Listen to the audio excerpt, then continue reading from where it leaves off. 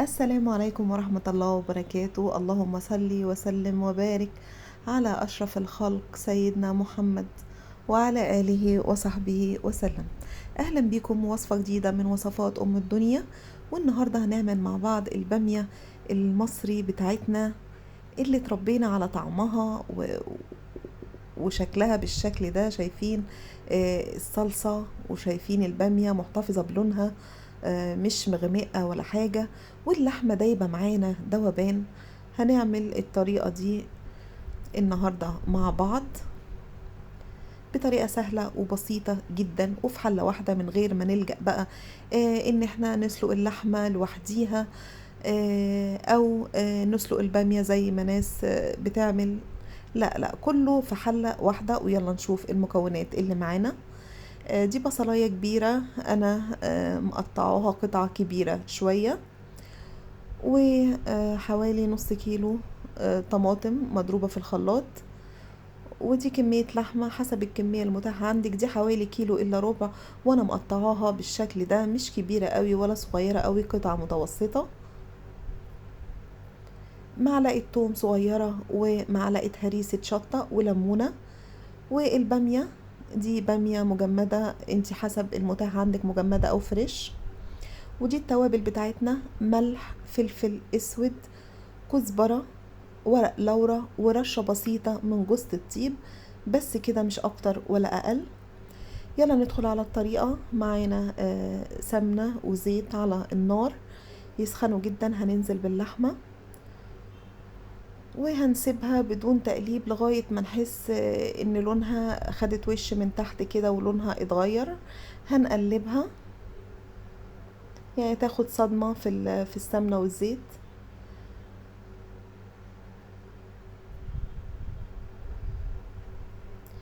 وهنضيف لها ورق اللورة وجوز الطيب والفلفل الاسود. ولو عندك حبهان ممكن تضيفي لها وحدتين حبهان او شوية حبهان بودر، ما تكتريش طبعا عشان ما تمررش معاكي. وهنقلبها ونغطيها لغاية ما لونها يتغير بالشكل ده، تنزل ميتها وتشربها تاني. لما نلاقيها نشفت كده وخدت تحميرة بسيطة، هنزودها حوالي نص كوباية مية مغلية. وهنكرر الموضوع ده، هتشرب ميتها تاني وهنزود لها تاني حوالي نص كوباية مية مغلية. وزي ما قلت لكم، اللحمة انا مقطعها صغير، مش هتاخد سوا معاكم كتير. ادي نشفت تاني، هنزود لها برضو مرة كمان نص كوباية مية مغلية لغاية ما تدخل في السوا بنسبة 80% مثلا، تبقى خلاص شبه استوت يعني. هنا هنضيف كمية البصل، ودي بصلاية كبيرة يعني، ما نعملش بصلة صغيرة، لا، البصل بيديها طعم حلو جدا وبيخلي الصلصة تقيلة كده ومركزة يعني. بنحط البصل بتاعنا ونديله تقليبة لغاية ما يدبل معانا. بنضيف الثوم ومعلقة هريسة، وزي ما قلت ما عندكيش هريسة، قرن فلفل اخضر متقطع زي ما تحبي. ونقلبهم لغاية ما البصل يعني لونه ياخد لون اللحمة، ما يبقاش فاتح كده. زي ما انتوا شايفين هو خد لون اللحمة ودبل معانا على الاخر. هنضيف صلصة الطماطم،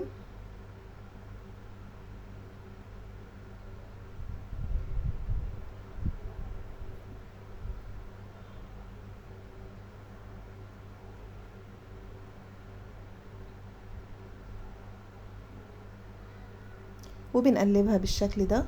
وهنضيف مكعب مرق الدجاج اختياري، لو مش عايزة مش مهم، لاني اصلا دي لحمة يعني هتنزل طبعا مرقة، بس انا بحب اضيف لها مكعب مرق الدجاج.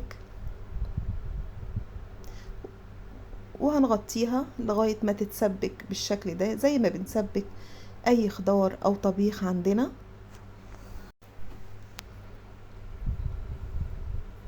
هنا الصلصة باللحمة اتسبكت على الاخر. هنضيف لها بقى الملح والكزبرة الناشفة، وانا بفضل الكزبرة الناشفة تتضاف في الاخر عشان تفضل محتفظة بالنكهة بتاعتها الحلوة للبامية. وجربي فعلا ما تحطهاش مع التوابل في الاول، لا حطيها بعد التسبيكة. بعد الصلصة ما تتسبك هتفرق معاكي في الطعم قوي. وضفنا الملح طبعا لان خلاص اللحمة تعتبر استوت. وهنضيف لها حوالي كوبايتين او 3 مية مغلية حسب كمية البامية اللي عندك طبعا. ضفنا المية المغلية ويا دوب هنغطيها والصلصة تغلي غلوة معانا بالشكل ده. هنضيف على طول البامية اول ما الصلصة تغلي كده هنضيف البامية وهنقلبها ونسيبها على النار. البامية باللحمة يكملوا سوا مع بعض. هي كده جاهزة معايا، يا دوبك الصلصة بتاعتها بس هتتقل، يبقى زي ما انتوا شايفين كده تمام. حاجة أخيرة أنا بعملها أول ما بحس البامية خلاص استوت دخلت في السوا، دي تكاية مهمة جدا. أنا بضيف بالظبط فص توم بس مش مهروس، فص توم أنا مقطعاه شرايح صغيرة كده بالسكينة. التكاية دي هتفرق معاكي قوي قوي قوي في طعم البامية، بجد جربيها. وحاجة كمان اما احس ان البامية خلاص تعتبر دخلت في السوا وهتبدأ تتسبك وتتقل الصلصة بتاعتها، بضيف لها نص ليمونة. انا هنا ضفت نص ليمونة، برضو بتفرق معاكي قوي قوي في طعم البامية. والله يا جماعة الطريقة دي بجد خطيرة ومحدش هيعملها وهيندم، لاني انا بعتقد دي الطريقة الصح للبامية. هنا هنعمل رز اللي هو حبة وحبة او دقن الباشا زي ما ناس كتيرة بتسميه. على النار هنحط، انا حطيت زيت وزبدة وحطيت نص كمية الرز اللي هي كوباية، وفضلت اقلب فيها لغاية ما خدت اللون الغامق ده. وبعدين هحط لها الكمية التانية اللي هي كوباية الرز التانية وهقلبهم مع بعض على النار لمدة دقيقة. وبعدين هزود لهم مية مغلية، والرز المحمر عامة بياخد كمية اقل من المية، يا دوبك هتبقى المية مغطياه بعقلة صباع تقريبا فوق كمية الرز. بنضيف له المية المغلية والملح وبنقلبه كويس وبنسيبه لغاية ما يتشرب ونوطي عليه ونغطيه يكمل سوا ويبقى كده جاهز معايا.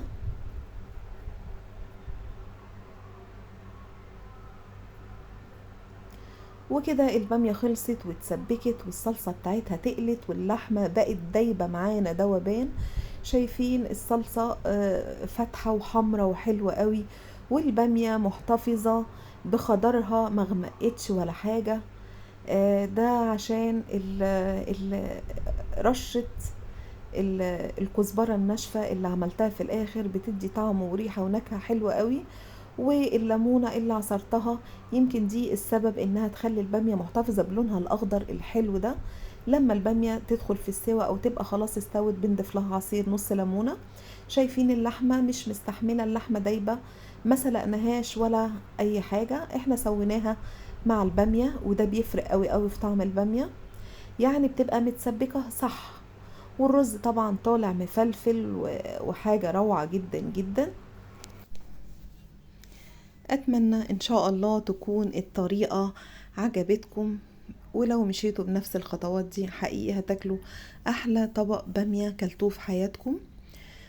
اتمنى تكون طريقتي النهاردة عجبتكم، وان شاء الله تجربوها وتقولوا لي في الكومنتات عملت ايه معاكم. ولو عجبكم الطريقة ما تنسونيش في اللايك والاشتراك في القناة والشير. والسلام عليكم ورحمة الله وبركاته.